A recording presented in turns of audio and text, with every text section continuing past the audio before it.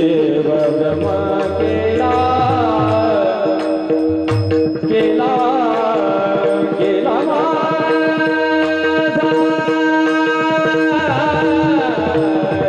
जीव ब्रह्मा केला जीव ब्रह्मा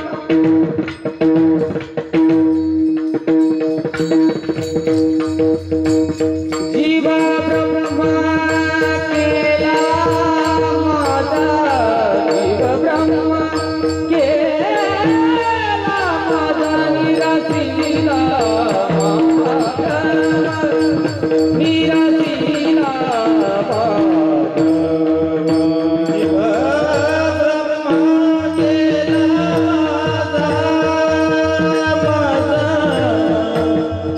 हरि जीव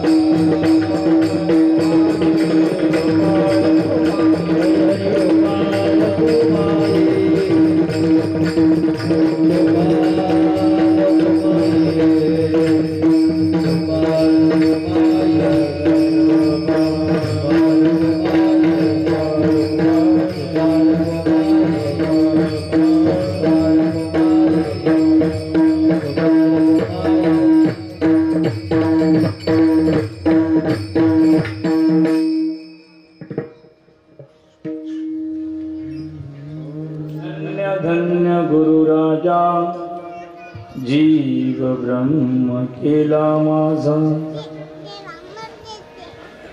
निरसिला महाभ्रम चित्त चिंतनाचा काम हे नेली माझी माया बैसविलो विठ्ठल पाया निरसिला महाभ्रम चित्त चिंतनाचा काम भगवान म्हणे आता नाही बोलणे तत्वता निरसिला महाभ्रम चित्त चिंतनाचा काम विठोबार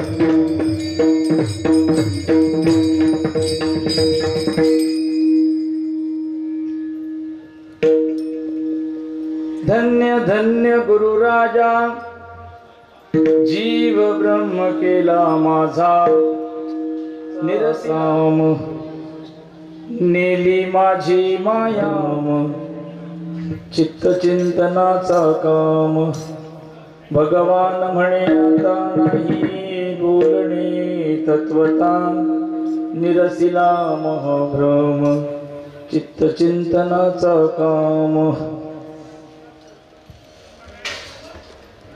प्रकृतस्थळी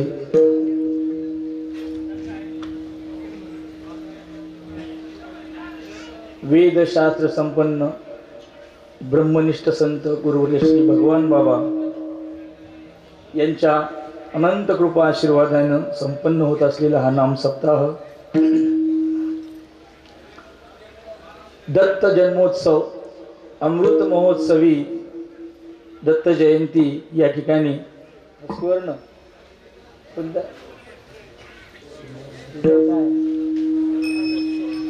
सुवर्ण महोत्सव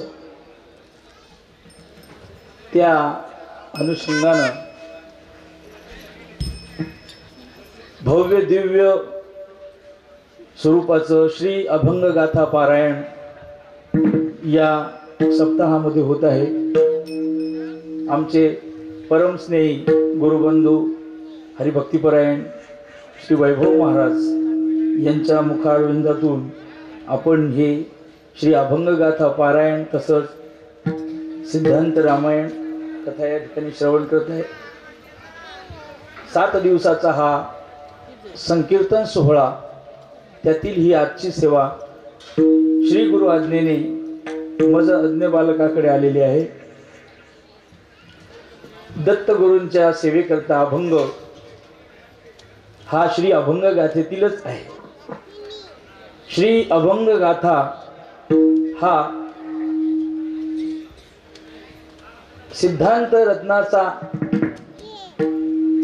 महासमुद्र आहे। समुद्रामध्ये जसे रत्न शोधायचे असतील तर त्याच्या बुडाशी जावं लागतं, तसे या श्री अभंग गाथा या सागरामध्ये आपण जर बुडी दिली तर या अभंग गाथेतील सिद्धांत आपल्या लक्षात येतील। अशा स्वरूपाचा हा सिद्धांत या ठिकाणी गुरुवर्य भगवान बाबा या अभंगातून सांगतात। तत्पूर्वी संप्रदायपूर्वक इष्टदेवतेला या ठिकाणी आपण नमन करूया।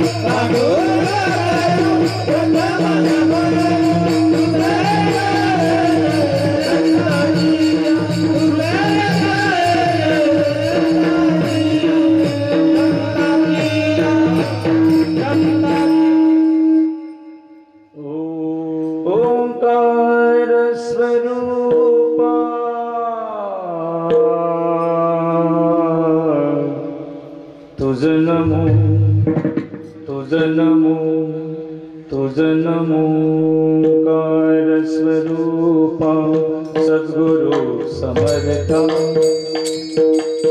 ओंकार स्वरूपा सद्गुरु समर्थ अनाथाचा नाथा तुझं नमो तुझं नमो तुझं नमो तुझं नमो तुझं नमो ओंकार स्वरूप सद्गुरु समर्थ नमो माय बापा गुरु कृपा गणा सोडिया बंधना माया मोह मोह जाळ माझे कोण निरसील तुझ बीन दया सद्गुरु राया ओंकार स्वरूपा सद्गुरु समर्थ अनाथाचा नाथा तुझं नमो तुझं नमो तुझं नमो तुझं नमो होय सकळ विद्येचे अधिकरण तेची वंदो श्री चरण श्री गुरूंचे ते नमस्कार नियाता हे मज कृपा करी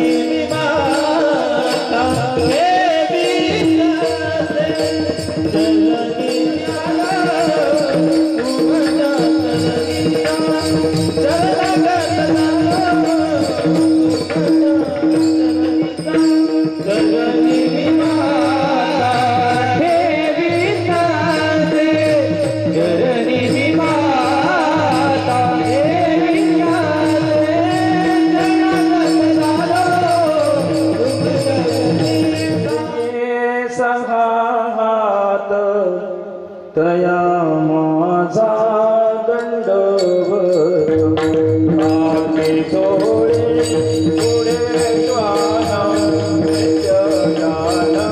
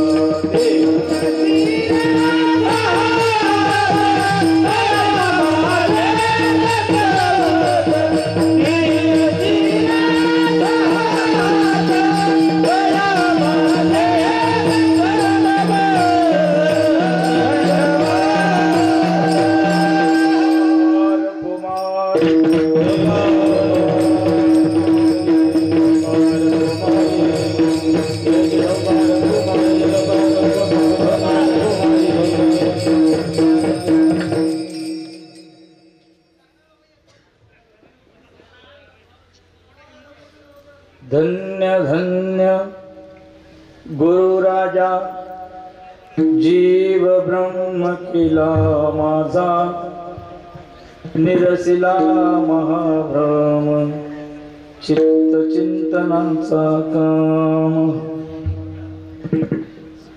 वारकरी संप्रदायामध्ये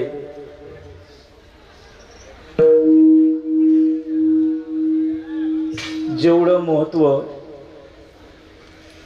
हरिभक्तीला आहे तेवढंच महत्व गुरुभक्तीला देखील आहे.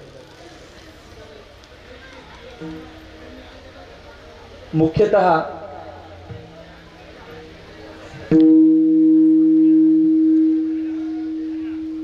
आनंद संप्रदाय हा नाथाचा संप्रदाय म्हणजे वारकरी संप्रदाय. आनंद संप्रदाय म्हणजे दत्त संप्रदाय आणि तुकोबरायाचा आहे तो चैतन्य संप्रदाय. तुकोबराय त्यांचे गुरु. चैतन्य संप्रदाय, दत्त संप्रदाय आणि नाथ संप्रदाय. श्री ज्ञानेश्वर महाराज हे आपले गुरु आहेत. हे नाथ संप्रदायाचे आचार्य आहेत. आदिनाथ उमा बीज प्रगटले, मचेंद्रा लाधले सहज स्थिती, तेची प्रेम मुद्रा गोरक्षा रुधली, पूर्ण कृपा केली गहिनी नाथा. गहिनी प्रसादे निवृत्ती दातार, ज्ञानदेवा सार सोजविले. ज्ञानदेवे स्वप्नी येऊन अच्युताला अनुग्रह केला निज. एक शिष्य एक गुरु हा रुडला साचची प्रकार. नाथ संप्रदायामध्ये आदिनाथापासून हा एक शिष्य एक गुरु हा संप्रदाय रूढ झालेला आहे. पण ज्ञानेश्वर महाराजांनी सगळ्या समाजाचा अभ्यास केला आणि सगळ्या समाजाला काही एकादेनी वैकुंठा जावे महाराजांनीच लिहिलं ज्ञानेश्वरीमध्ये की पूर्वी कोणीतरी एखादा वैकुंठाला जायचा. पण माऊलीचं हृदय महाराज, माऊलींनी हे सगळं विश्वच वैकुंठाला घेऊन गेलं. या कशाच्या निमित्त कशाच्या योगानं या वारकरी संप्रदायाची स्थापना केली असं आपण म्हणतो. त्याचा प्रसार ती आपल्या खांद्यावरती गुढी घेतली असं समजा. महाराज म्हणतात माझ्या जीवीची आवडी, ओ माझ्या जीवीची आवडी,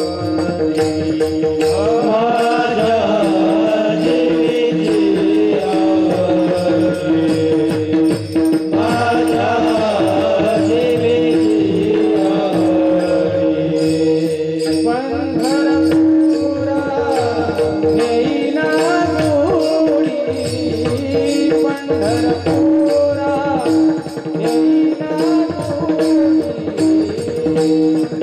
आवडी, माझ्या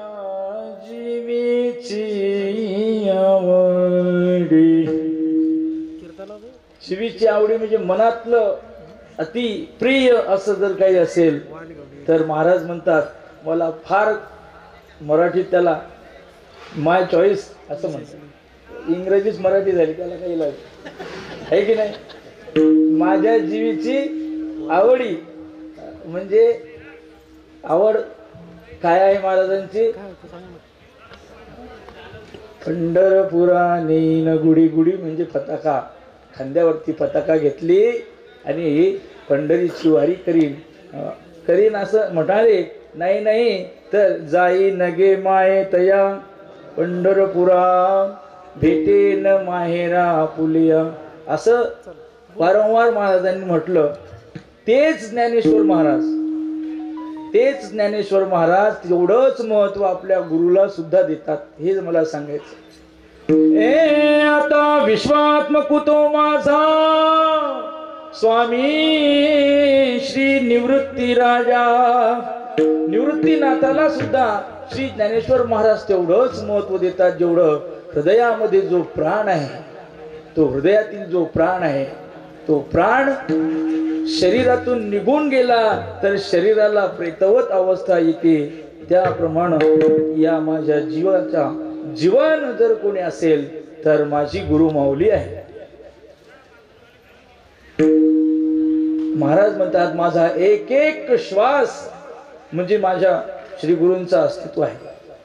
सांगण्याचा अर्थ हा आहे की श्वासा इतकं महत्व जर ते गुरुला देतात तर ते किती प्रिय गुरुराज आहे.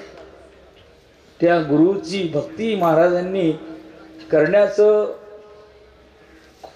मानस केला, संकल्प केला, पण महाराजांच्या जीवनात तेवढी भक्ती घडली नाही.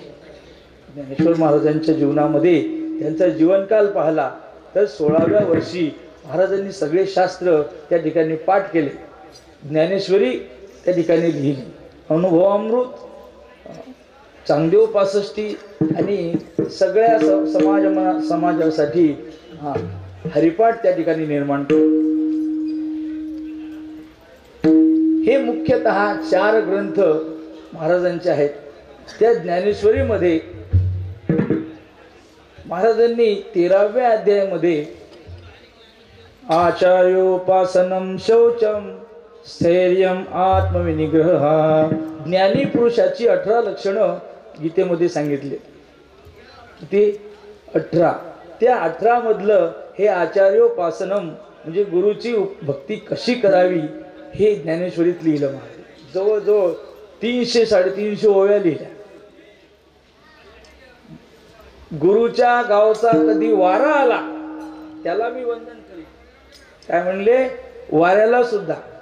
जसं माहेरचं माणूस आलं पहिल्यांदा माणूस तर माऊलीला कसं वाटते की माझ्या माहेरचं आहे की नाही. मग त्या माहेरच्या माणसाला जेवढं महत्व माऊलीच्या मनामध्ये असतं, अगदी बाबा म्हणतात की माझ्या आश्रमातला कोणी येऊ द्या, हो कोणीही येऊ द्या, मी त्याला वंदन करीन. एवढं वर्णन महाराजांनी ज्ञानेश्वरीमध्ये लिहिलं केलं, पण प्रत्यक्षात मात्र तसा सेवेचा योग आला नाही. सेवेचा योग आला नाही. गुरूंनी प्रमाणपत्र दिलं, निवृत्तीनाथांनी प्रमाणपत्र जरूर दिलं की ज्ञानोबा सारखा शिष्य होणे नाही. आता सेवा अशी करणं आणि मनासारखं वागणं 2 गोष्टी आहेत.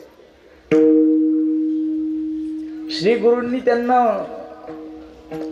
त्या ठिकाणी प्रमाणपत्र दिलं तरी महाराजांच्या मनामध्ये रुखरुख होती की आपल्या जीवनात गुरुसेवा घडली नाही. तेच ज्ञानेश्वर महाराज राहिलेली उर्वरित सेवा करण्याकरता नाथांच्या रूपानं अवतीर्ण झाले आणि नाथ महाराजांच्या रूपानं प्रगट होऊन ज्ञानयाचा एका अशी वारकरी संप्रदायामध्ये अशी म्हण आहे की नामयाचा तुका ज्ञानयाचा एका. ते एकनाथ महाराज एवढे गुरुभक्त एवढे गुरुभक्त एवढे गुरुभक्त होते की ती त्यांची गुरुभक्ती आपण बोलानं वर्णन करू शकणार नाही. ही भक्ती महाराजांनी जनार्दन स्वामीची त्या ठिकाणी केली नाही. एवढे एकरूप झाले, एवढे एकरूप झाले की जिथे जिथे नाथांचं नाव आहे त्याच्या समोर जनार्दनाचा एका जनार्दनी असंच वर्णन आहे. स्वतःचं अस्तित्व त्यांनी कायम ठेवलं, स्वतःचं अस्तित्व दाखवलं. जनार्दनाचा एका अर्थात गुरुशी एवढे समरस झाले, सगळे समर्पित होऊन त्यांनी सेवा केली. त्या नाथांचं आपण या ठिकाणी या दत्त गुरुच्या रूपानं करणारा विठोबा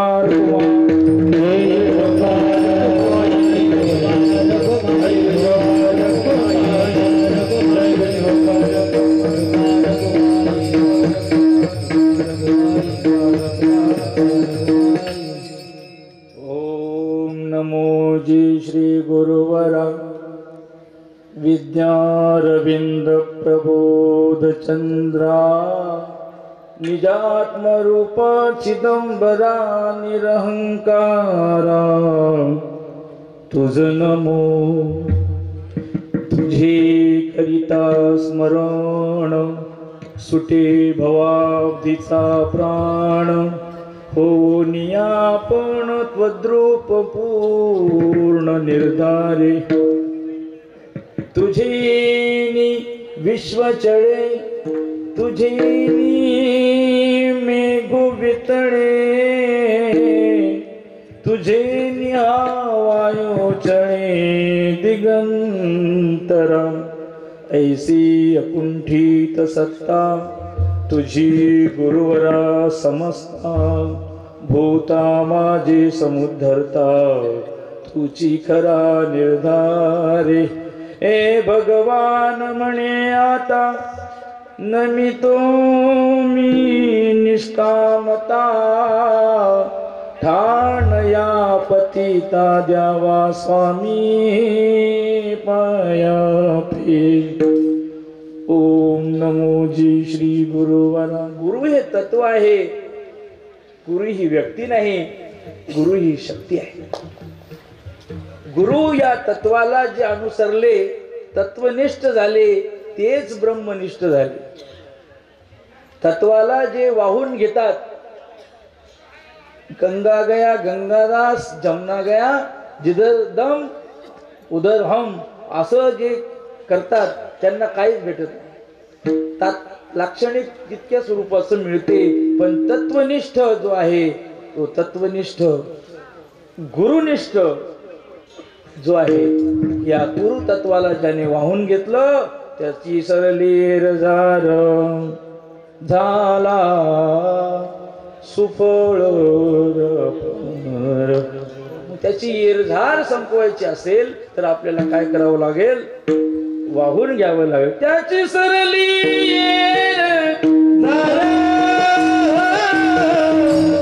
त्याची सरली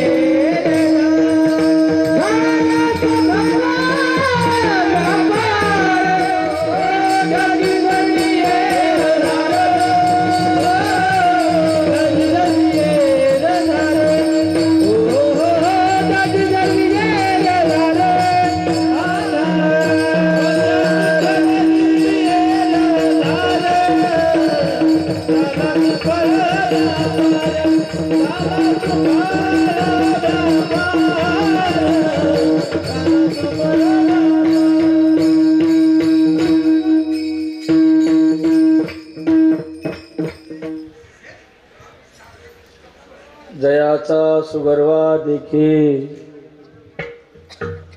तयाचा मंत्रू शिके आता हा प्रकार चालू आहे ज्याचा लय जलजला सगळे आमचे गुरु म्हणजे अमुक अमुक तमुक तमुक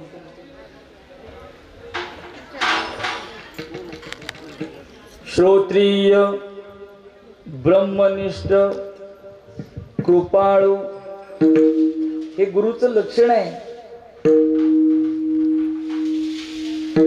विचार सागर ग्रंथामध्ये तिसऱ्या तरंगामध्ये हे सगळं आलेलं आहे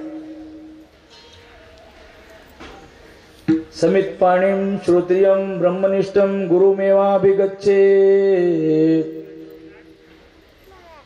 हातामध्ये समिधा धारण करून त्यांच्या चरणावर अर्पण करायच्या आणि त्यांना वंदन करून हे सर्वस्व त्यांना समर्पण करायचं. सर्वस्व समर्पण जिथे असतं तिथे भेद राहते. भेद तुझ मज नाही भेद, केला खेळाया विनोद,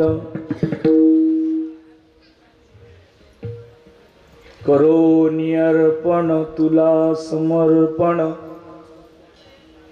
अर्पण करणं आणि हे करण्यामध्ये तो भाव महत्वाचा आहे.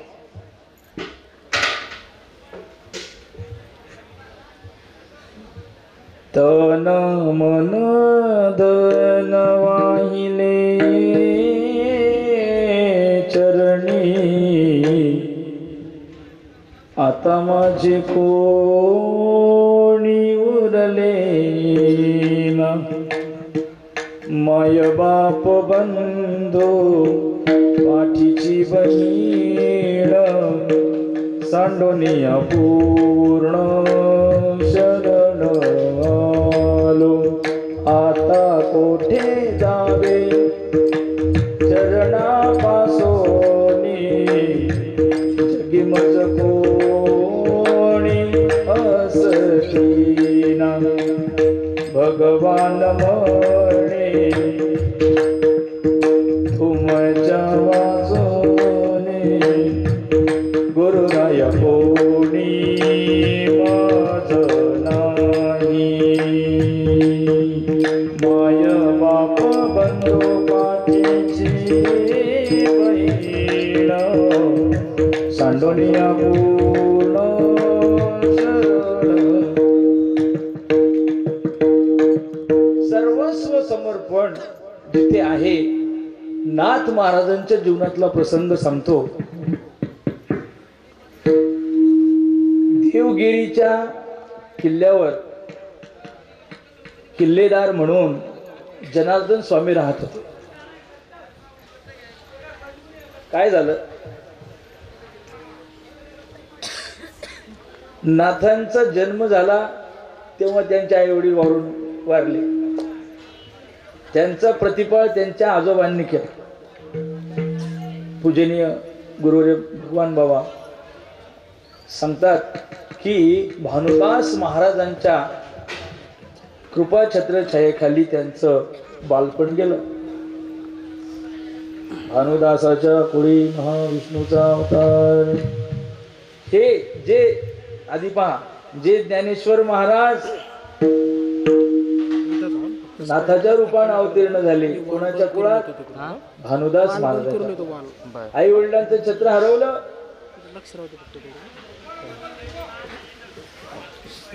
तिथे राहिले. मन काही तिथे लागत नव्हतं आणि गुरुचा शोध घेण्यात अत्यंत आस लागली. आणि 5-7 वर्षाचे असतील. तिथनं घर सोडलं आणि घर सोडून महाराज देवगिरीवर आले. ऐका महाराज, गुरुचा शोध घेणारे फार कमी लोक. गुरुचा शोध घेणारे लोक फार कमी. का हो, आहे का तुमच्या गावात? पहा ना आमच्यासाठी एखादं स्थळ. असं म्हणणारे खूप आहेत. गुरुसाठी कोणी असं विचारलं नाही.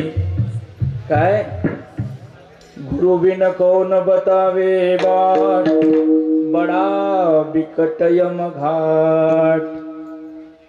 यमाच्या कचाट्यातून सोडण्याची जी भीती आहे ती भीतीच नाही आम्हाला. महत्वाची गोष्ट आहे. काय भीती नाही. कधी भीती असली की माणूस उपाय करतो. डॉक्टरने सांगितलं की तुम्हाला रोज गोळी घ्यावं लागेल. तुमचं प्रेशर वाढते, रक्तदाब वाढतो. घेतो की नाही गोळी? घेतो की नाही गोळी? का घेतो रोज गोळी? का घेतो? कधी काय होईल सांगता येत. भीती असली की माणूस घेतोच. भीतीच नाही. भीती नाही की मला या यमदंडातून सोडवणारा कोण आहे. कळालं की गुरु शिवाय कोणी सोडवत नाही. गुरुच एक असे आहेत जे यमदंडातून माणसाला सोडवू शकतात. नाथ महाराजांनी गुरुचा शोध घेतला, गेले देवगिरीवर गेले. देवगिरीवर गडावर गेल्यानंतर महाराजांच्या चरणावर समर्पण केलं. एवढी त्या ठिकाणी सेवा केली जनार्दन स्वामीची की एकदा परचक्र आलं.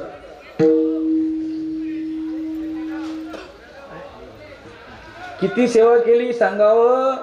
महाराज जे थुंकी टाकायचे ती थुंकी सुद्धा महाराजांची वाया जाऊ दिली नाही. नाथ महाराजांनी ती थुंकी सुद्धा खाऊन घेतली. याच्यापेक्षा कोण मोठा आहे. परचक्र आलं महाराज. आणि परचक्र आल्यानंतर जनार्दन स्वामी ध्यानस्थ बसलेले होते. आता तिकडनं दुसऱ्या परचक्र आलं. महाराजांची समाधी कशी भंग पावायची म्हणून नाथ महाराज एक 10 वर्षाचे 12 वर्ष एकटे होते.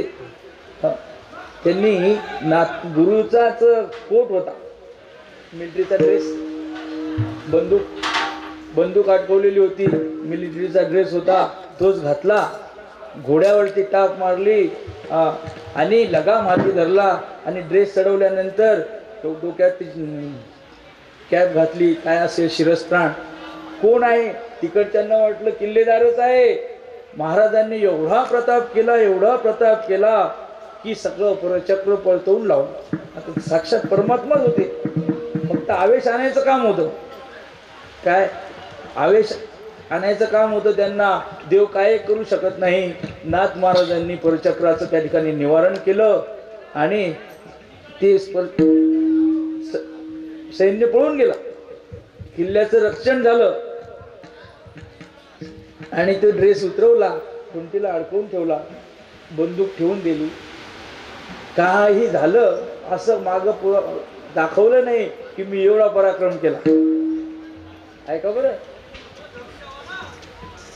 नाथ महाराजांनी असं दाखवलं नाही की तुम्ही समाधीस्थ होते आणि मी एवढा पराक्रम केला. हे खरं दासाचं लक्षण आहे. हे खरं दास्य भक्तीचं लक्षण आहे. रामप्रभूनं सीता मातेचा शोध घेण्याकरता माझ्या हनुमंतरायाला पाठवलं आणि हनुमंतरायानं लंका जाळली. आणि इथे येऊन सांगितलं का मी जाळली म्हणून? नाही. ब्रह्मदेवानं पत्र दिलं की हा काही सांगणार नाही, रामाला काही तिथून कसं समजेल. ब्रह्मदेवानं सांगितलं की या बाबाने एवढे प्रताप केले.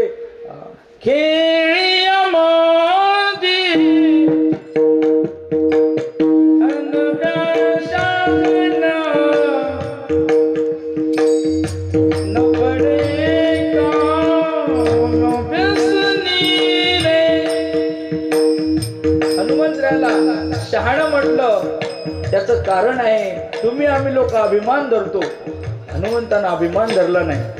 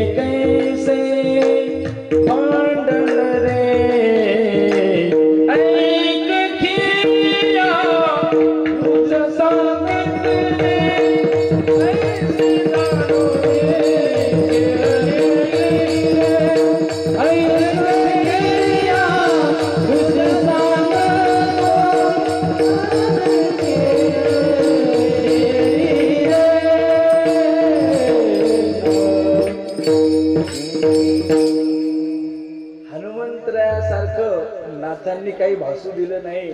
महाराज जागी झाले. अरे म्हणे नाथा, म्हणे काही झालं होतं का?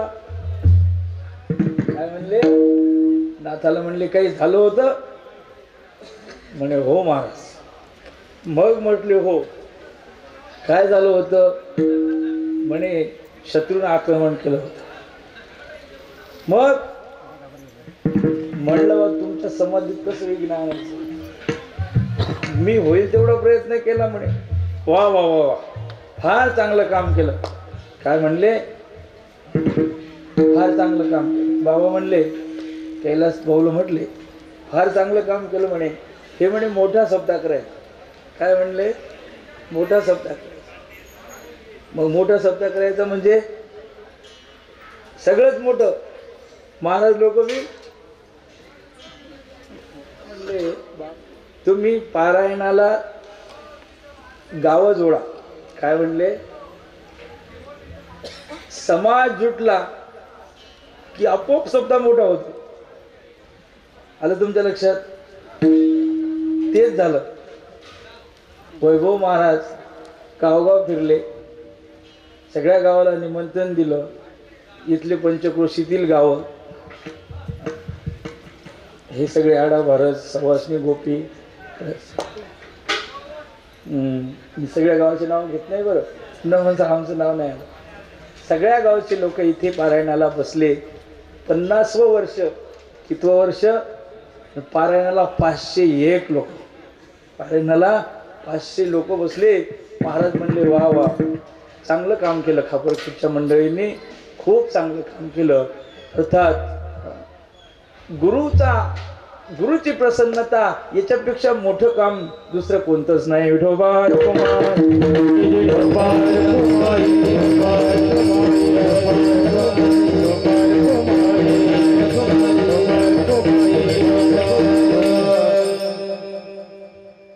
फार चांगलं काम केलं म्हणे नाथा.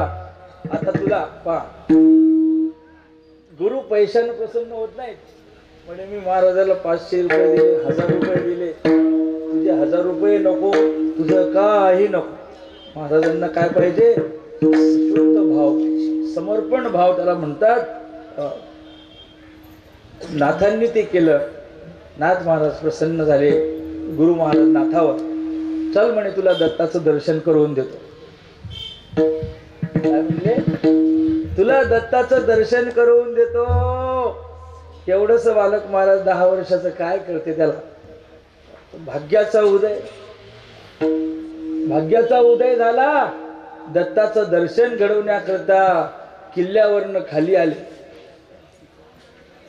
घनदाट अरण्य, आणि त्या अरण्यात सूर्याचा प्रकाश किरण सुद्धा फार कष्टानं दिसतील एवढं घनदाट. फिरले फिरले फिरले, तहान लागली, थकले. म्हणजे नाथा थकलो गड्या, बसू म्हणे थोडा. बसले एका दगडावर. नाथ महाराज पाय दाबू लागले. जनार्दन स्वामींनी मनोमन दत्ताचं स्मरण केलं. ही आपल्यातली गोष्ट आहे बरं का, नाथाला काहीच माहीत नव्हतं तेव्हा. मग तिकडनं एक मलंग फकीर आला. मलंग फकीर म्हणजे मलिर अंबरी, मळके वस्त्र, त्या फकीराच्या काखेत झोळी, 2-4 कुत्रे त्यांच्या सोबत. आणि तिकडनं फकीर आल्यानंतर जनार्दन स्वामी बसले होते. फकीर आला, केव्हा जनार्दन, असे ते एकमेकाला त्यांच्या भाषेत बोलू लागले. आओ महाराज जी आओ, आओ महाराज जी आओ. आणि ती बसली गप्पा करत. कसं चाललं, काय चाललं? अरे बहुत भूक लगी आहे. मग म्हणे माझ्या झोळीत एक कुटके आहेत. त्या फकीराच्या झोळीतले बरं, त्या फकीराच्या झोळीतले कुटके काढले. बाबा सांगत असतात की त्या झोळीतले कुटके किती दिवसाचे असतील बरं? ते कुटके काढले आणि ते एका भांड्यामध्ये त्याचं चूर्ण केलं. आता कोरडे कसे खाणार? दूध कुठून आणायचं? कुत्ती का दूध निकाल बोले. मग जनार्दन स्वामींनी त्या कुत्रीचं दूध काढलं आणि त्याचा केला काला केला आणि दोघं जण आनंदानं खाऊ लागले. वेळेअभावी मी थोडक्यात सांगतो. दोघं जण आनंदानं ते खात आहेत. ते नाथ महाराज 10 वर्षाचे. काय कळतं त्या बालकाला? ते म्हणले महाराज पण कुत्रीचं दूध खाऊ लागले. अरे बच्चे को भी देते थोडासा, असं म्हटले. अरे आओ नाथाला म्हणले, अरे नाथा चल ये इकडे. काय म्हणला फकीर? बच्चे को भी दे दे. मग बच्च्याला दे म्हटल्या बरोबर नाथाला वाटलं आता आपल्याला कुत्रीचं दूध त्याचा काला खावा लागतो. नाथांनी जे धूम ठोकली की लागली, अरे नाथा, अरे नाथा, अरे नाथा. कसले नाथ महाराज गेले गेले. जनार्दन स्वामी आले म्हणजे काय नाथा काय झालं? अरे तुला दत्ताचं दर्शन घडवत होतो ना म्हणे. मग मी तीच तर वाट बघत होतो तुमचं, तुम्ही विसरूनच गेले. आणि ते फकीर आला आणि ते काय म्हणे तुमचं ते, अरे वेड्या म्हणे तेच दत्त होते. काय म्हणे? काकी जोणी पुढे श्वान नित्य जान्हवीचे स्नान शंखचक्र गदा हाती पायी खडावा गर्जते. काकी जोडी पुढे श्वान नित्य जान्हवीचे स्नान. म्हणे ते कुत्र्या, अरे त्या कामधेनू होत्या म्हणे. काय म्हणले? ते कुत्र्या नव्हत्या, त्या कामधेनू होत्या. साक्षात दत्तात्रय प्रभू होते म्हणे. आणि तू नाथांनी हाणून घेतलं. याचा अर्थ काय की गुरूंनी कृपा दृष्टी नजर दिल्याशिवाय देव सुद्धा समोर असला तरी कळत विठोबा.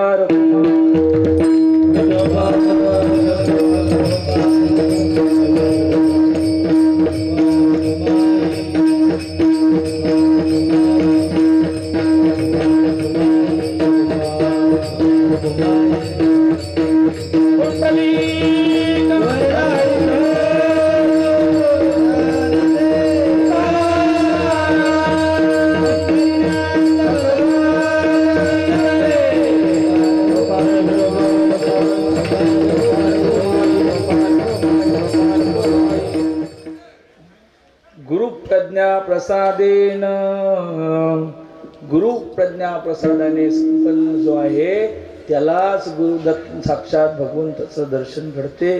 आणि भगवंताचं दर्शन घडवण्याकरता श्री गुरु शिवाय नाथ महाराजांनी सांगितलं, नाथांनी सांगितलं, संताविना प्राप्ती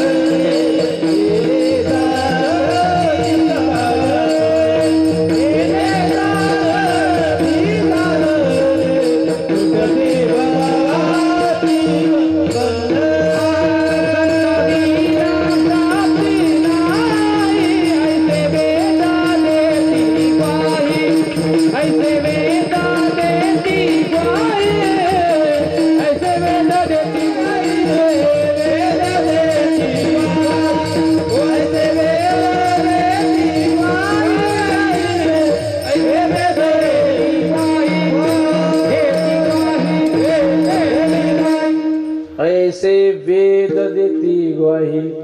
मग वेद सांगतो म्हणजे काहीतरी त्याच्यात तथ्य आहे. नीट आहे का? माणूस सांगतो म्हणून ऐकायचं, मी सांगतो म्हणून ऐकायचं असं नाही. वेद सांगतो, वेदाला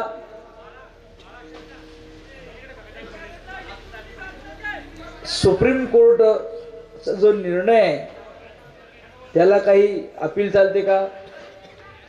सुप्रीम कोर्टाच्या निर्णयाला अपील आहे किंवा धनुष्यबाण शिंदे साहेबाला दिला चालते? त्याच्या पुढे काही माझ्या बापानं आणला, तुझ्या बापानं आणला, पण आता कोर्टानं कोणाला दिला? शिंदे साहेब. मग सुप्रीम कोर्ट तसा वेदाचं जे मत आहे निरंकुश प्रामाण्य त्याला म्हणतात. प्रमाणराज, सगळ्या प्रमाणात श्रेष्ठ प्रामाण्य जर कोणाचं असेल तर वेदाचं आहे.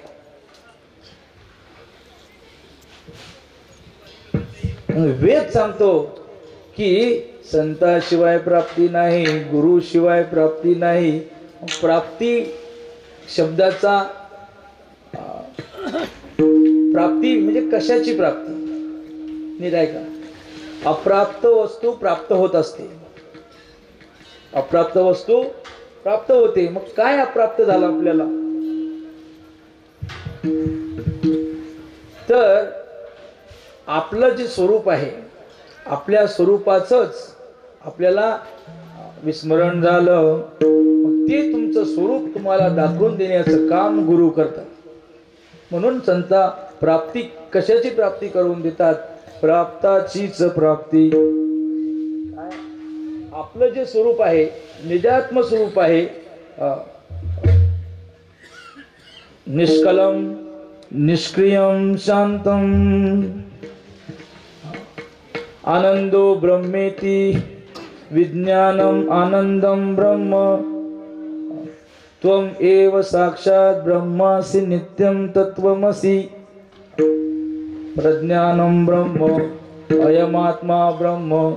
हे जे श्रुती वाक्य आहेत हे सांगतात की जीवाचं स्वरूप जीवानं जसं समजलं तसं नाही. जीवाला भ्रमाने अहम अज्ञ, अहम कर्ता, अहम मनुष्य, मी अज्ञ आहे, मी दीनत्व दुःखित्वादी धर्माने युक्त आहे असं प्रत्येकाला वाटतं.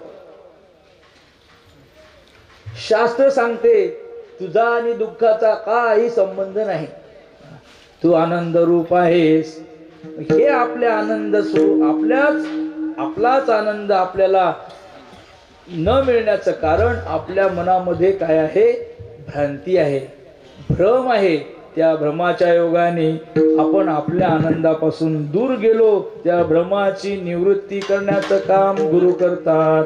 म्हणून गुरुला अनन्य साधारण महत्व आहे. विठोबा कुमार हा महारथी होता. महारथी म्हणजे एक माणूस 10,000 योद्ध्याबरोबर युद्ध करून अजय राहतो, अजिंक्य राहतो. आपल्या घोड्याचं, आपल्या सारथीचं रक्षण करून अक्षत राहतो. कुठेच बाण लागू देत नाही, कुठेच लागू देत नाही, घोड्याला लागू देत नाही, सारथ्याला नाही, रथाचं चाकही मोडू देत नाही. त्याला महारथी. दशसहस्र 10,000 योद्ध्यांना हरवतो असा महारथी होता कर्ण. नाही कर्णाला प्रतिद्वंद्वी नव्हताच. उगाच कृष्ण अर्जुनाबरोबर होता म्हणून अर्जुनाचं रक्षण झालं. नीट आहे का? बघा, कर्णासारखा महारथी महाभारतात झाला नाही.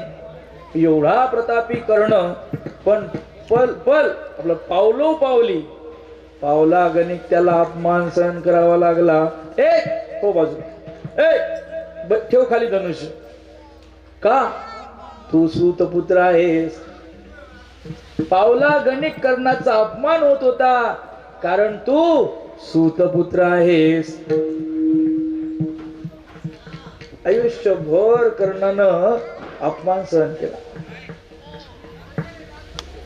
द्रौपदीच्या स्वयंवरामध्ये कर्णानं धनुष्य उचललं. मी माशाचा डोळा उडवतो म्हणे. उडवत होता तो, काही त्याच्यात काही संशयच नव्हता.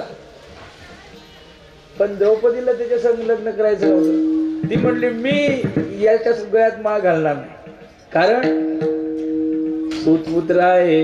ऐका, लहान अपमान झाला का? युद्धाची जेव्हा बिगुल वाटलं,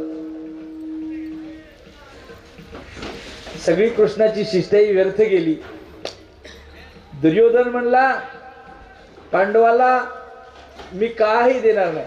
कृष्ण म्हणला नाही, काही अर्ध राज्य 5 गाव तर दे. 5 गाव नाही, सुईच्या आग्रावर मावेल एवढी सुद्धा जमीन देणार नाही. सुईचं टोक केवढं राहते, एवढी सुद्धा जमीन देणार नाही. मग कृष्ण म्हणला आता याला वाचवणारा कोणीच नाही. युद्ध ठरलं. जाता जाता श्रीकृष्णानं कर्णाला म्हणला, अरे कर्णा, मला थोडस तिथपर्यंत सोड बरं, बस स्टँड पर्यंत. कर्णानं रथ घेतला महाराज. कर्णाच्या रथावर श्रीकृष्ण बसले. स्वतः कर्ण रथ चालवत आहे. आपल्यासोबत कोण आहे त्याला मत. कर्ण राजा होता. कर्णानं म्हणलं असतं जा रे सोड या कृष्णाला. नाही, कर्णाला कृष्णाची महती माहीत होती. कर्णाला कृष्णाचं महत्व माहीत होतं. पण काय करावं, या दुर्योधनाच्या जंगलमध्ये सापडला होता तो. कर्ण कृष्णाला ओळखत होता. अर्ध्या रस्त्यात गेले. आणि अर्ध्या रस्त्यात गेल्यानंतर थांब म्हणे, कर्णा तुला एक गोष्ट सांगायची.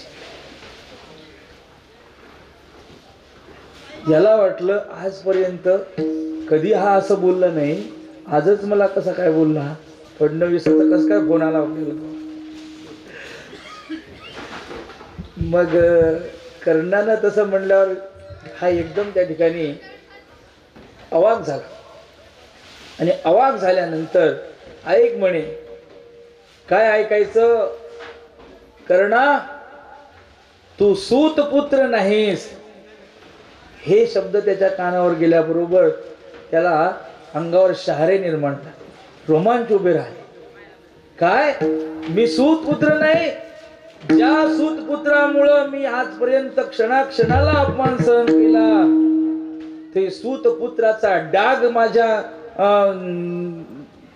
प्रमाणपत्रावरून जाणार आहे, माझ्या जीवनातून जाणार. असं ऐकल्यानंतर कसं वाटलं असेल त्याला. कृष्ण म्हणतो, ऐरा गेऱ्याचं काम म्हणलं का कोणी? कृष्ण म्हणतो तू सूतपुत्र नाहीस, तू राधेय नाहीस. त्याच्या आईचं नाव राधा होतं. तू राधेय नाहीस. मग त्या कोळ्याच्या पत्नीनं त्याचं परिपालन केलं आणि त्याला राधेय म्हणत होते.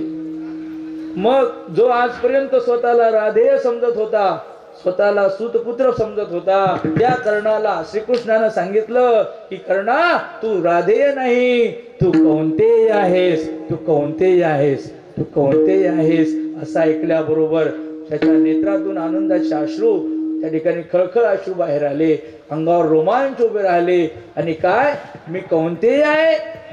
हो, तू कौंतेय आहेस. असं ऐकल्याबरोबर त्या ठिकाणी कर्णाच्या मनातला राधेयत्वाचा जो भाव होता, मी सूतपुत्र आहे, हा भाव मावळून गेला. आणि मी कौंतेय आहे, मी कुंतीचा पुत्र आहे, हा भाव जागृत झाला. किती वेळात झाला हो? कृष्णाच्या शब्दावर त्याचा नितांत विश्वास होता. अविकृत कौंतेय मी राधा पुत्रपदे, असं म्हटलेलं आहे की कर्णाला काही करावं लागलं नाही.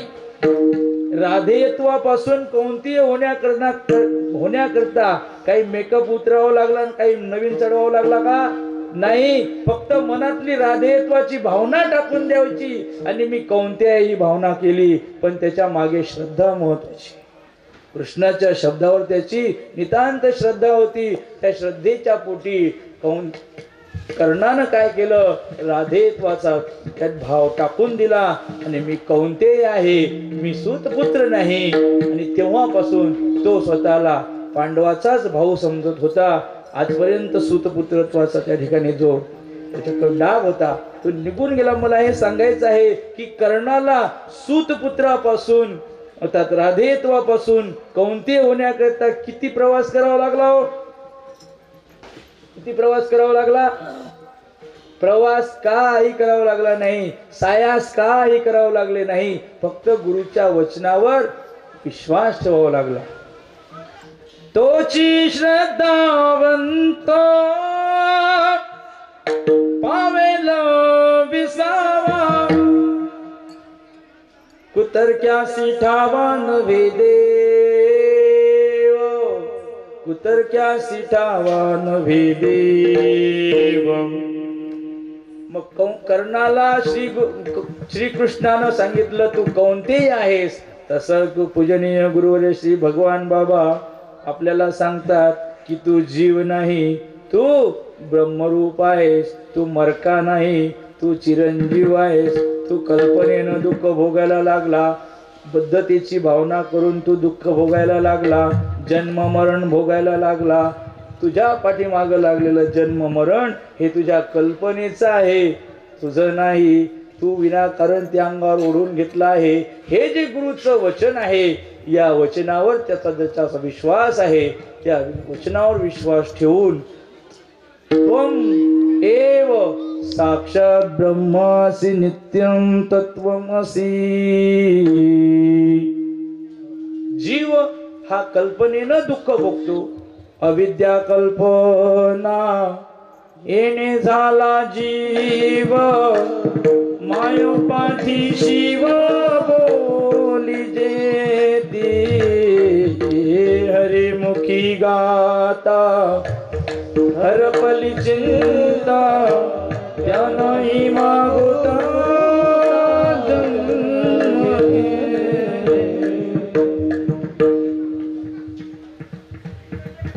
इदम इत्थम एव भवती.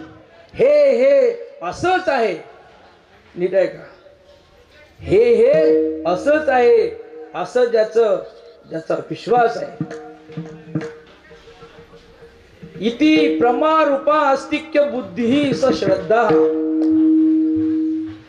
हे असंच आहे अशी ज्याची प्रमारूपी अस्तिक्य बुद्धी आहे त्याला श्रद्धा म्हणतात.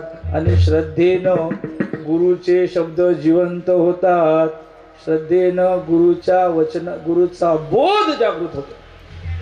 बाबा सांगत असतात की डोंगरती नदी तो पर्वत, मानी ज्याचे चित्त साचैसे तोची श्रद्धावंत पावेल विसावा.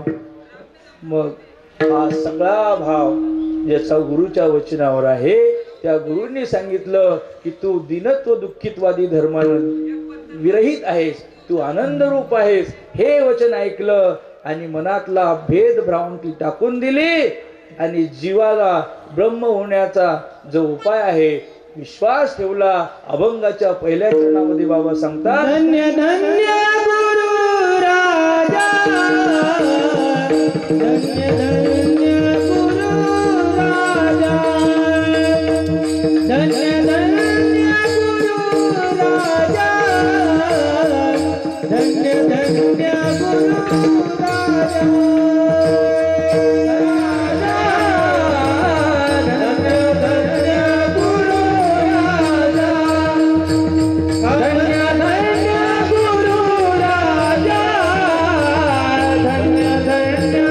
गुरु राजा.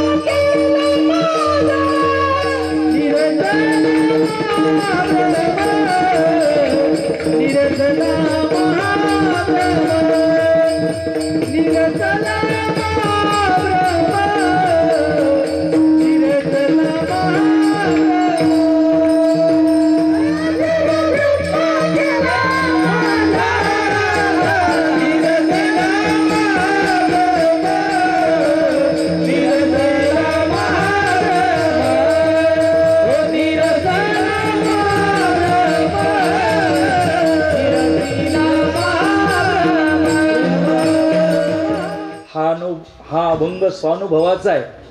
आत्मपर प्रकरणातील हा अभंग आहे. गुरुला धन्यता देतात. विष्णू महाराज, दगडाचा देव करणं सोपं आहे? सोपं आहे? दगडाचा देव होईल, दगडाचा देव करणं एवढं अवघड नाही जेवढं माणसाचा देव करणं अवघड आहे. बाबा सांगतात की माणसाचा देव करणं लय कठीण, कारण संस्कार जात नाहीत, माणसाचे संस्कार आडवे येतात.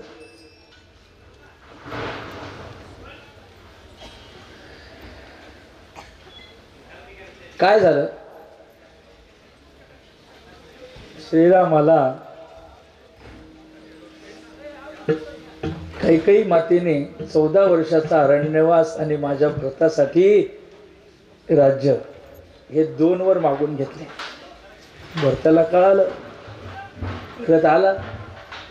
लोक म्हणले पहा नीट आहे का? भरत जेव्हा आला तेव्हा पहिले गेला कैकेयीच्या महालात. कैकेयीच्या महालात गेल्याबरोबर सगळे लोक आधीच म्हणले की या लेख मायलेखाचंच कारस्थान आहे. आधीच ठरलेलंच होतं, म्हणजे माहीतच होतं लोकांना की वोटिंग इतकं झालं. आणि मग हे वोटिंग वाढलं कुठं?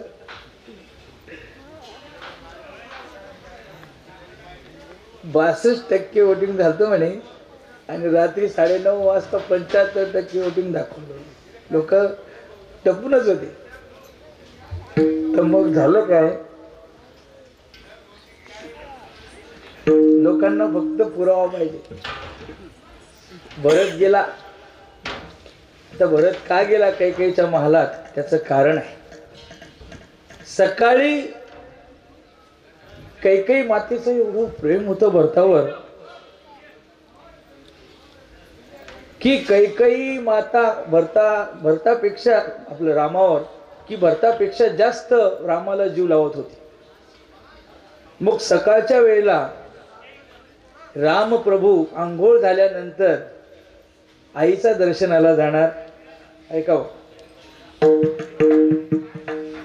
कैकेयी मातेच्या दर्शनाला जाणार. रोजच्या नियमाप्रमाणे त्या वेळेला तो आला. आता रामप्रभू इथेच असतील या भावनेनं, जिथे राम तिथे दशरथ राजा असणार. ऐका, कैकेयी मातेजवळ रामप्रभू असणार, रामासोबत दशरथ राजा असणार, म्हणून आपल्याला सगळ्यांचं दर्शन इथेच होईल. म्हणून भरत होळ्या भावनेनं गेला कैकेयीच्या महालामध्ये आणि पाहतो तर सगळं विचित्र त्याला सगळं दिसलं. कथाभाग समजून घ्या. भरताला जे दिसलं त्यावेळेला भरत कैकेयी मातेवर रागावला. कैकेयी मातेवर रागावला. आई, पहिले आई म्हणला बरं हे तू बरं नाही केलं, पण मनातली खदखद त्याची जागृत झाली आणि म्हणली, म्हणाला, माता नव्हे, तू माझी माता नाहीस, तू माझी वैरी नाहीस, माझा शत्रू आहेस. का? माझा राम तू वनात पाठवला. अरे वेड्या, मी तुझ्यासाठी हे सगळं केलं, तुझ्यासाठी सगळ्या लोकांच्या शिव्या खाते आणि तूच नाही म्हणतो. भरत म्हणला, आई, मी तुला तुझ्या आई होण्याचं, माझी आई आहेस याबद्दल माझं काही दुमत नाही. तुझं प्रेम मी जाणतो म्हणजे तुझा जो स्नेह आहे तो मला कळतो, पण माझ्या गुरुचे संस्कार मला हे मान्य देत नाही. काय म्हणला? मी तुझ्या उदरामध्ये 9 महिने होतो. तुझ्या उदरामध्ये मी 9 महिने होतो आणि लगेच कळायला लागलं की आम्ही गुरुच्या घरी गेलो 3-4 वर्षाचे असताना. पण गुरुच्या घरी किती वर्ष राहिलो? 12 वर्षे राहिलो. मग 9 महिन्याचे संस्कार जास्त का 12 वर्षाचे? मी संस्कारावर बोलत आहे. भरत म्हणला की तुझे संस्कार 9 महिन्याचे आहेत, पण माझ्या गुरूंनी माझ्यावर जे संस्कार बिंबवले ते 12 वर्षाचे आहेत. मी त्या संस्कारानं चालणार आहे. रामप्रभू वनामध्ये गेले ते नंतर सांग. मग भरत आपल्या गुरुच्या संस्काराला मान्यता देतो. तेव्हा त्या भरतानं आईला त्या ठिकाणी, माता नव्हे तू माझी माझा घेतला प्राण, श्रीरामने लावणा घात केला दारुण. वैधव्य हाताले नेणसी तू पापीन, शून्य मज सृष्टी झाली एका श्रीराम वीण. भरत बोले कैकैसी ऐक रामाची स्थिती, सावळास कंकणो मेघ श्याम त्याची मूर्ती. हृदय धरो नियोगी तया ते ध्याती, सुखरूप राम माझा दावी माते पुढती. माझा राम दाखव म्हणे, मला राज्य नको आहे. हे आहेत संस्कार, हे आहे प्रेम गुरुबद्दल, गुरुच्या संस्काराबद्दल नाही. भरत रामालाच गुरु समजत होता बर का. भरताचं प्रेम रामावर किती होतं. श्रीराम, त्या भरतानं रामाला कधी दूर मनातून कधी केलंच नाही. कारण जेव्हा जेव्हा खेळ खेळत होते, रामप्रभू म्हणायचे, अरे आपला भरत म्हणायचा, दादा मला खेळावंसं वाटते, मग चल आपण खेळू. भरत आणि राम खेळत होते, पण खेळता खेळता डाव जर भरतावर यायचा तर त्यात तो डाव द्यायचं काम रामानं करावं. भरताचा राज रामानं द्यायचा. भरताचे सगळे दुःख रामानं सहन केले. म्हणून नाही, एक प्रेम जुटलं. बालपणातच भरत आणि राम यांचं ऐक्य झालं. वनात गेला राम, एवढं मोठं पृथ्वीचं राज्य त्याच्या समोर आहे. एकीकडे राज्य आहे, एकीकडे राम आहे. काय घेणार? काय घेणार? काय घेणार? तिथे संस्कार कळतात की हा काय घेतो.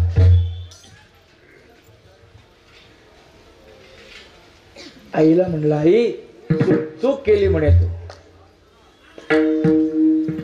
श्रीराम निज बंधो मजदावी रे मुख, मजदावी रे मुख, रुसू नको मजवरी मी तुझा धारक. श्रीराम प्राण माझा मी त्याचे शरीर, श्रीराम जीव माझा मी त्याचे अंतर. श्रीराम स्वयं गोडी मी झालो साकर, श्रीराम चंद्रमागी मी झालो चकोर. साखर आणि गोडी याच्यात अंतर नसतं. चकोर पक्षी आणि चांदोबायाचं जे नातं आहे, जीव आणि शरीराचं जे नातं आहे, शरीराला सोडून प्राण राहू शकत नाही. श्रीराम प्राण माझा मी त्याचे शरीर, शरीरापेक्षा प्राणाला महत्व आहे. म्हणून रामाला भरताच्या जीवनामध्ये जे महत्व आहे त्या रामाबद्दल असलेली जी भक्ती आहे, किंबहुना गुरुच्या संस्काराने किती संस्कारित झालेला होता भरत, हे यातून कळतं. आणि त्या संस्काराने संस्कारित झालेले जे जे शिष्य आहेत त्यांचं एकच या ठिकाणी उद्गार आहे, धन्य धन्य गुरु राजा, जीव ब्रह्म केला माझा. का धन्यता कशासाठी देता हो?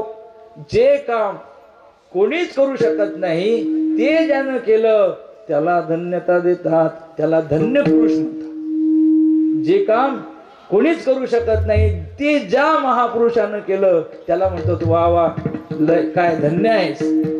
काय म्हणतो आपण? धन्य आहे तो. मग तसंच पूजनीय गुरुवरे बाबा आपल्या गुरुरायाला म्हणतात की हे गुरु राजा, धन्य धन्य गुरु राजा, का जीव ब्रह्म केला माझा. का तर जीवाला ब्रह्मत्व आणण्याकरता जी खुबी आहे, जे कौशल्य आहे, ते कौशल्य तुमच्या जवळच आहे. की त्याला कसं पटवून द्यायचं की तू कोण आहेस? तू जीव नाही, तू शिव आहेस. जीव ब्रह्म केला माझा. तू राधेय नाही, तू कौंतेय आहे. तू मेंढा नाही तर तू वाघ आहेस. मग वाघाचं पिल्लू मेंढ्याच्या कळपात जाऊन स्वतःला मेंढरच समजायला लागलं, पण त्या मेंढराला स्वतःचा मेंढेपणा टाकून वाघ बनवण्याकरता गुरुरूपी कोणी एक मग भेटता, प्राप्त तेच देई हाता.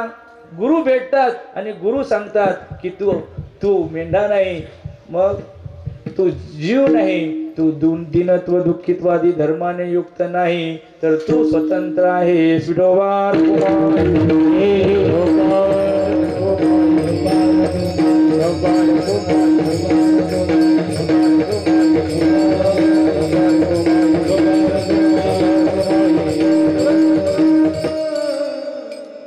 नेता का दिली आहे देव समजतो जीव. मग त्याचं देवत्व जागृत करण्याकरता काय केलं? त्याला अंतर्मुख केलं. त्याला अंतर्मुख केलं आणि अंतर्मुख करून त्याचं ब्रह्मत्व जागृत केलं. त्याचं ब्रह्मत्व जागृत करून आता मी दुःखी नाही. अहम ब्रह्मास्मी हे वचन, या नावे भगवत भजन. श्री नाथ महाराज सांगतात की अहम ब्रह्मास्मी या बोधावर तो आरूढ झाला आणि अहम ब्रह्मास्मी बोधावर आरूढ झाल्यानंतर आदौ ब्रह्मास्मी उदिते खलविदम ब्रह्म पश्चात. आधी मी ब्रह्मरूप आहे ज्ञान गुरुनी करून दिलं, म्हणून गुरुराजा तुम्ही धन्य आहात. आणि हे विश्व देखील ब्रह्मरूप आहे हा अनुभव तुम्ही मला दिला, म्हणून तुम्ही धन्य आहात. नामदेव महाराज एक देशी देव मानत होते. त्या नामदेव महाराजाला असं वाटायचं की देव माझ्यासोबत खेळतो, माझ्यासोबत दूध पितो, माझ्यासोबत गप्पा मारतो. मग नामदेव महाराज स्वतःला धन्य समजत होते. एकदा काय झालं, संतांची सभा भरली आणि त्याच्यामध्ये मुक्ताबाई का जनाबाई मला नीट आठवत नाही, पण मुक्ताबाई म्हणलं की कारण कसं आहे, तुम्ही आले आपण एकमेकाचं दर्शन घेतो. हां, मग आपलं नामदेव महाराजाचं सगळ्यांनी दर्शन घेतलं, पण हा पठ्ठ्या काही कोणापुढे वाकला नाही. मुक्ताबाई म्हणली की याच्या अंगात ताठा आहे म्हणे. मग गोरोबा काकाला म्हणले काका अहो तुम्ही परीक्षा करता ना मडक्याची. म्हणे हो, पण आपली परीक्षा लय भारी अवघड आहे म्हणे. म्हणजे आपण डोक्यात ते थापटं हाणत असतो म्हणे, पण मडक्यावर थापटी हाणल्याशिवाय मडकं कळत नाही कच्चा आहे की पक्का आहे. बघा म्हणे याच्यातलं एक मडकं कच्चा आहे, किती मडके कच्चे आहेत पहा म्हणे.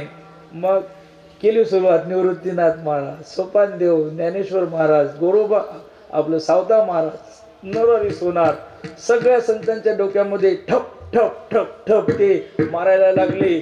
थापटणी नामदेव महाराजाचा नंबर आला. मारणार तोच एक. नामदेव महाराजांनी मारू दिलं नाही आणि त्याच्यावरच रागावले.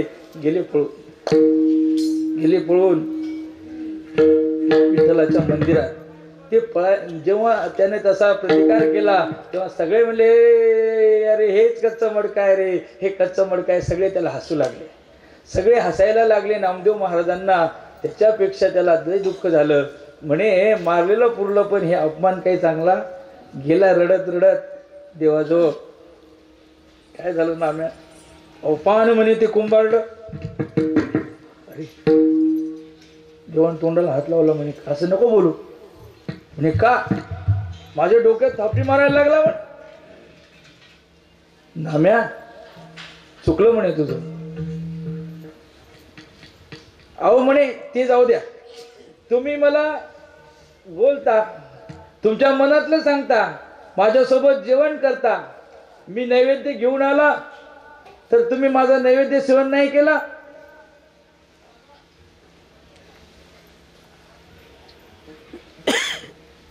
आणि हे म्हणतात की याला देवानं फसवलं.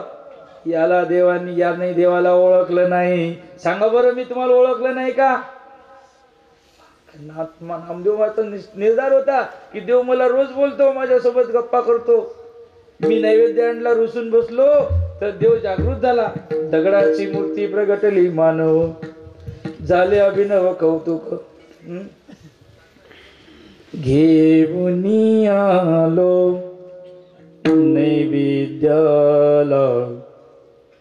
एकतरी घास घे विठ्ठला.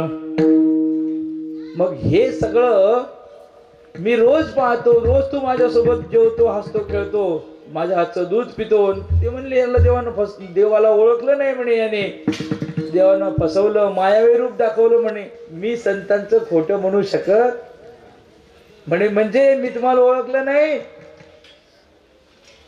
देव होळीच्या डोळ्यात अश्रू आले. म्हणे अरे मी खरंच इतक्या दिवस स्वप्नातच होतो म्हणे. काय करू म्हणे देव आता? काही नाही म्हणे, तुला गुरु करावं लागेल. मग जा म्हणे गुरुचा शोध घे. लय फिरले, लय फिरले, लय फिरले. बाबा सांगत असतात की गुरुच्या शोधाकरता फिरणारा एकच महात्मा 12 वर्ष फिरले. काय फिरले असतील? नामदेव महाराज गुरुच्या शोधासाठी लय फिरले. शेवटी देवानं सांगितलं औंड्याला जा. औंढा नागनाथाला गेले, तिथे तुला गुरु भेटतील. आता हे सगळे पहिले बाबा लोक पाहिले होते, हे बरे, पण ते लय भारी. म्हणजे कसे काय? त्या महादेवाच्या पिंडीवर त्या बाबानं जोड्याला तेल लावलं, खेटर, आणि ते तेल लावलेले खेटर पायात घातले आणि त्या पिंडीवर ठेवले पाय. अरे अरे अरे अरे म्हणे हे तर त्याच्या सगळ्यात भ्रष्ट आहे म्हणे. ए म्हाताऱ्या, कळतं का तुला? तुझे पाय कुठे आहेत बघ ना. आणि मला कसं ओळखलं? हो हो, ऐका महाराज, भाग्याचा उदय झाला. पण याच्या मनातला राग कायमच होता. देवाच्या अंगावर पाय ठेवले, देवाच्या अंगावर पाय ठेवले. अरे म्हणे नाम्या, मी आता वृद्ध झालो, मला पाय उचलत नाहीत, मग मला दिसत सुद्धा नाही की माझे पाय नेमके देवावर आहेत की बाजूला आहेत. मग तूच तुझ्या हाताने माझे पाय बाजूला ठेव. नामदेव महाराज रागाच्या भरात गेले आणि काही मनातल्या मनात शिव्या घालू लागले. पाय उचलले आणि दणकन आदळले. जसे पाय आदळले त्याच्या पायाखाली शिवपिंड. अरे पुन्हा घेतले, पुन्हा आदळले, तिथे सुद्धा शिवपिंड. मग इकडे टाकले. जिथे पाय ठेवतो तिथे शिवपिंड तयार होत होती. ज्याचे पाय देवाला आवडतात, मी कोण त्याचे पाय दूर करणारा, हा त्याचा नामदेवाच्या मनात भाव निर्माण झाला. नाही नाही, जिथे पाय ठेवतो तिथे देवच आहे. देव एका देशात आहे, एका ठिकाणी देव आहे, अशी जी भावना होती ती भावना त्याच्या मनातली निघून गेली. आणि नामदेव महाराजाला विसोबा खेचराच्या रूपानं गुरु भेटले की मी जिथे जिथे पाय ठेवतो तिथे तिथे देव प्रगट होतो, नाही तिथे तिथे देव आहे. अर्थात कहाँ पगडारो देखे अनीरा, देखे तो सब ओहिने घेरा. कहाँ पगडारो देखे अनीरा, देखे तो सब ओहिने घेरा. काना रे मन मोहन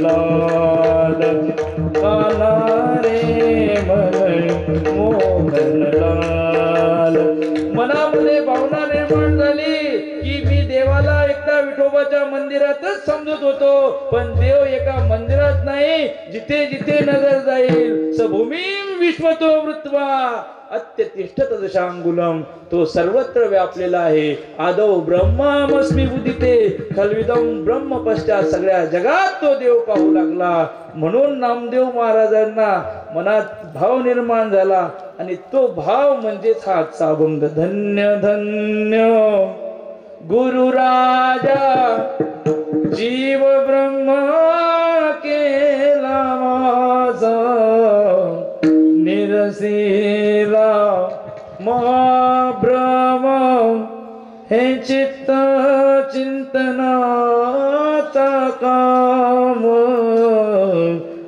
भ्रम निवृत्त करण्याचं काम गुरु करतात.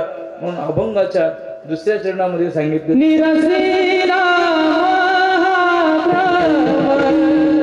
निरसिला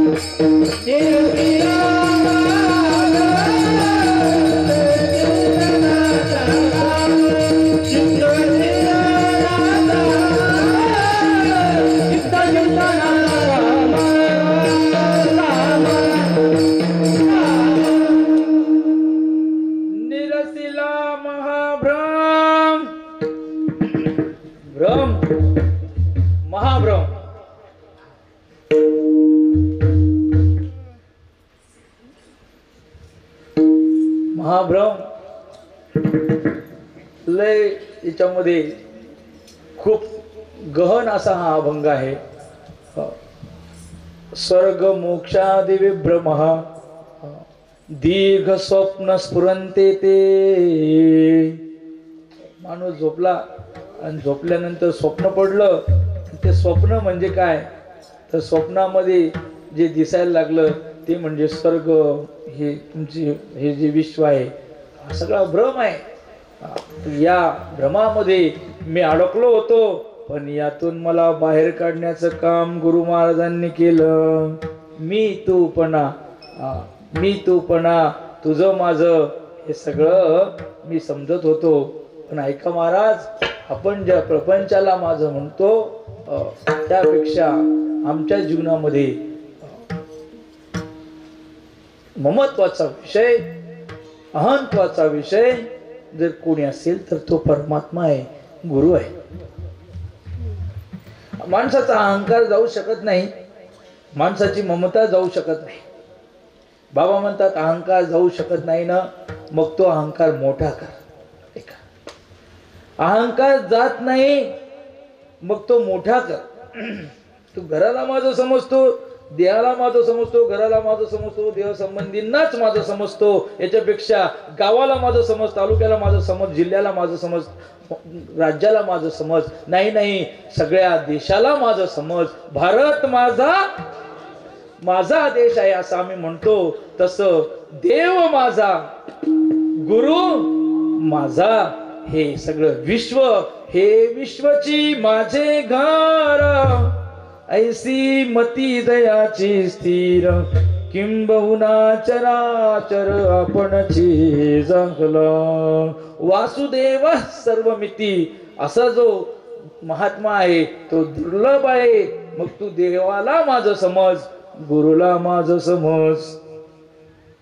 देव माझा माझा माझा माझा माझा, देव माझा मी माझा माझा माझा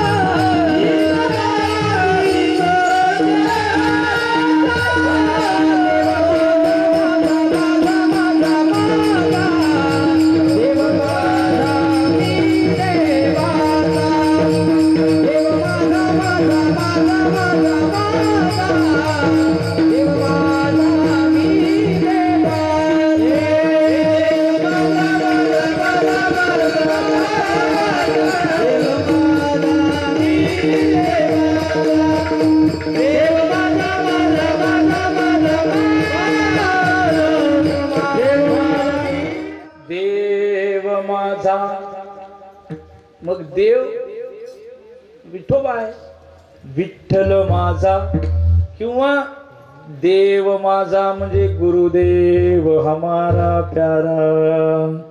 देव शब्दाचे दोन अर्थ होतात, देव गुरुदेव. ऐका, मग गुरुदेवाला माझा समजला महत्वाचा विषय समजतो, गुरुला माझं मत. गुरु त्याला या उतरी पैल पारू भव नदीचा, गुरु त्याला तारून नेतात. त्याला माझं म्हणणारं मिळतच नाही कोणी. ते वाट पाहतात की मला कोण माझं म्हणतं, पण आपण मरक्या गोष्टीलाच माझं म्हणतो. आपण काय म्हणतो, मरक्या गोष्टीला माझं म्हणतो, आणि ते म्हणतात की ते वाट पाहतात की मला कोण माझं म्हणतो. ज्याला जो त्यांना माझं म्हणतो त्याची सर्वस्वाची जबाबदारी घेतात. स्वीयम साम्यम विधत्ते, आपल्यासारखं ते त्याला बनवतात. गुरुदेव हमारा प्यारा, जीवन का उजियारा, अशा प्रकारचे जे गुरु महाराज आहेत, गुरु राजाला त्या ठिकाणी वंदन आहे. धन्य धन्य गुरु राजा, जीव ब्रह्म केला माझा, निरसिला महाभ्रम, चित्त चिंतनाचा काम. इथे गुरु महाराज दत्त महाराज आहेत. इथले गुरु महाराज आपण दत्त महाराज हेच गुरु आहेत. मग दत्त महाराजांच्या ठिकाणी पूजनीय गुरुवर्य भगवान बाबा हेच दत्ताचे अवतार आहेत. दुसरा तिसरा दत्त कोण आहे? गुरु बोलायला लागले की आपल्याला काय वाटते? काय वाटते? ऐका नीट ऐका.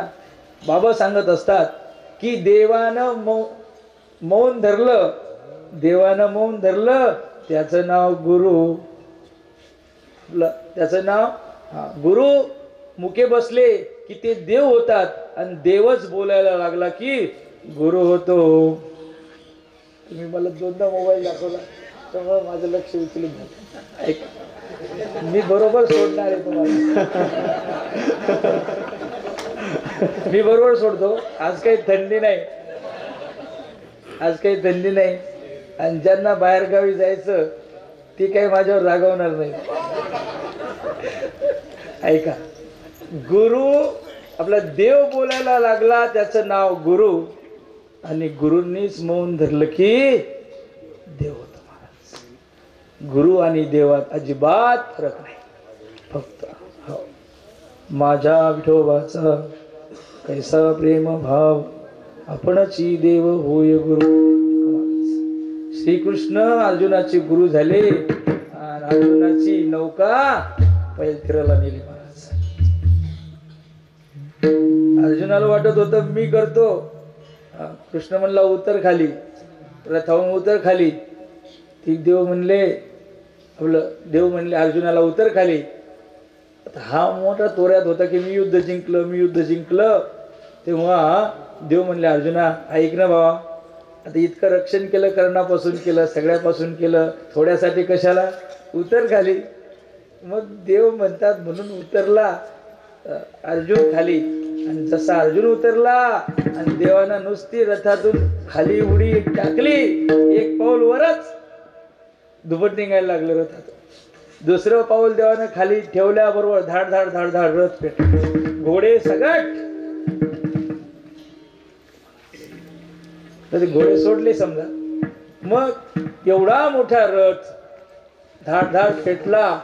अर्जुनाला नमक कळालं कधी मी उतरलो नसतो आधी तर देव उतरला असता. आपलं काय खरं, आपणची देव होय गुरु.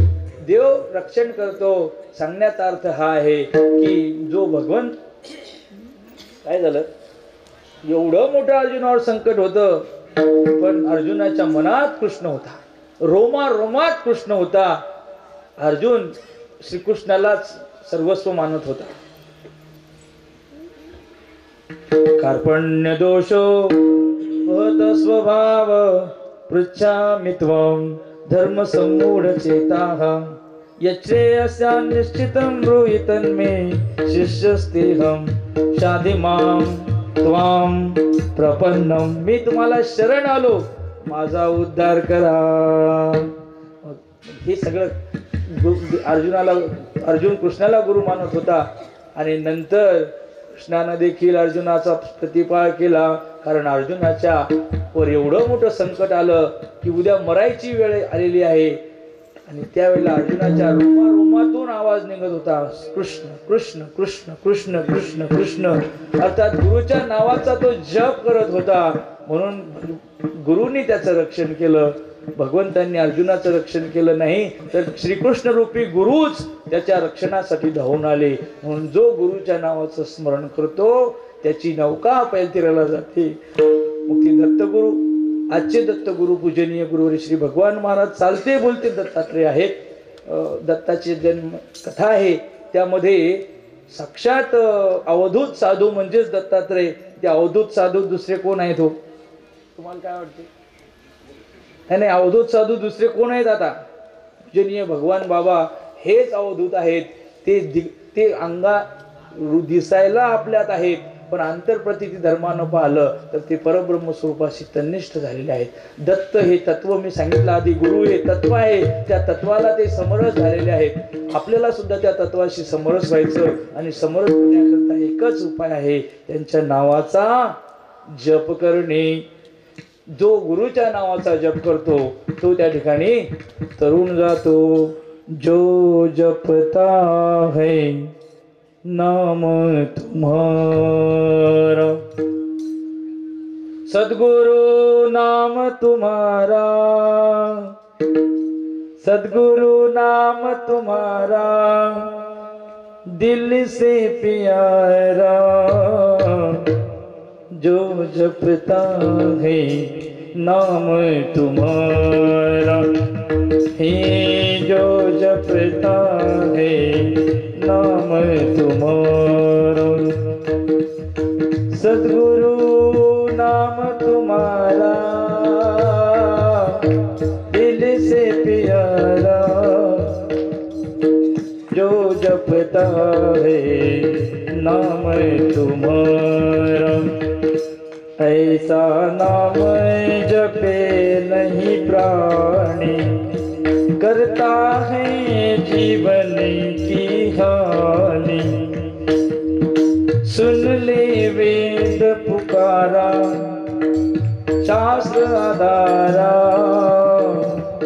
जो जपता है नाम तुम्हारा, जो जपता है नाम तुम्हारा। दिगंबरा दिगंबरा श्रीपाद वल्लभ दिगंबरा, दिगंबरा दिगंबरा दिगंबरा श्रीपाद वल्लभ दिगंबरा, दिगंबरा दिगंबरा वल्लभ दिगंबरा, दिगंबरा दिगंबरा श्रीपाद वल्लभ दिगंबरा, दिगंबरा दिगंबरा श्रीपाद वल्लभ दिगंबरा, दिगंबरा दिगंबरा श्रीपाद वल्लभ दिगंबरा, दिगंबरा दिगंबरा श्रीपाद वल्लभ दिगंबरा, दिगंबरा दिगंबरा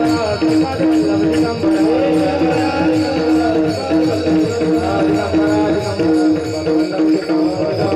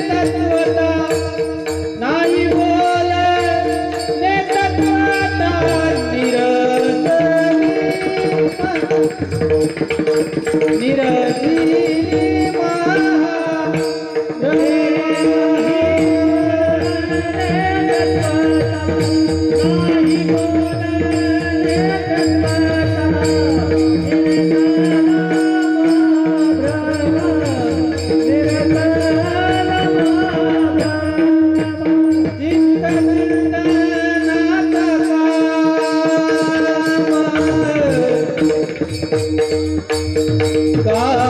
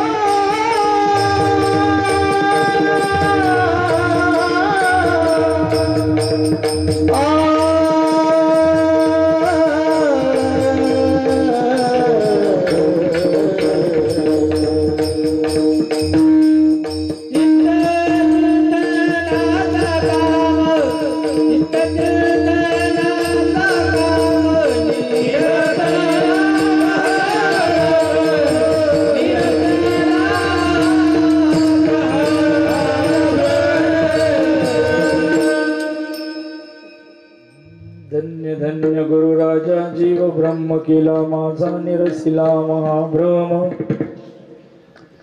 चित्त चिंतनाचा काम नेली माझी माया बैसविलो विठ्ठल पाया भगवान म्हणे आता नाही बोलणी तत्वता निरसिला महाभ्रम चित्त चिंतनाचा काम न्यूनते पुरते अधिकते सरते करून घ्यावे तुम्हा संतांचे दिनसे विठोल जय जय विठ्ठल